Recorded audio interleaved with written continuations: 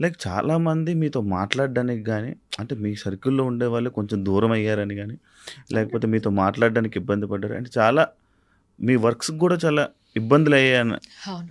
ఎన్ని ఇబ్బందులొచ్చుంటాయి మీకు? చాలా ఇబ్బందులొచ్చినియి నాన్న. హ్మ్. అప్పుడే మా అమ్మాయి జాబ్‌కి ట్రై చేస్తుంది. లండన్‌లో చదువుకొనొచ్చింది. హ్మ్. International business management. ఇక్కడ జాబ్‌కి ట్రై చేస్తుంది. ఆ టైంలో ఈ న్యూస్ చూసే కొద్దీ చూడబుద్ధేత్తంది. చూసే కొద్దీ చూడబుద్ధేత్తందని ఇదేశారు.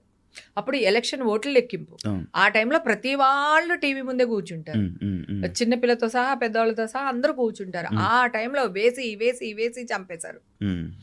ఇప్పుడేమో ఒక్కళ్ళు వేయలేదు. ఆ టైంలో పాప జాబులకి ఎవరెవరికైతే అప్లై చేసుంటుందో అవును. వాళ్ళందరూ చాలామంది అసలు ఇచ్చిన డేట్ కూడా అవును.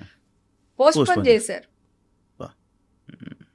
తర్వాత వేరే కంపెనీ వాళ్ళు జాబ్ ఇచ్చారు. హ్మ్. పాపకి మంచి సాలరీ ఉన్నదానికన్నిట్లికంతా నా అదృష్టం అయిపోయింది. హ్మ్. తర్వాత నాకు ఒక గిల్ట్.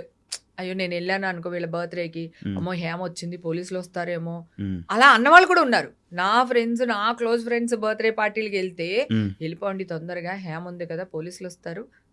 అనన్నారా? ఆ!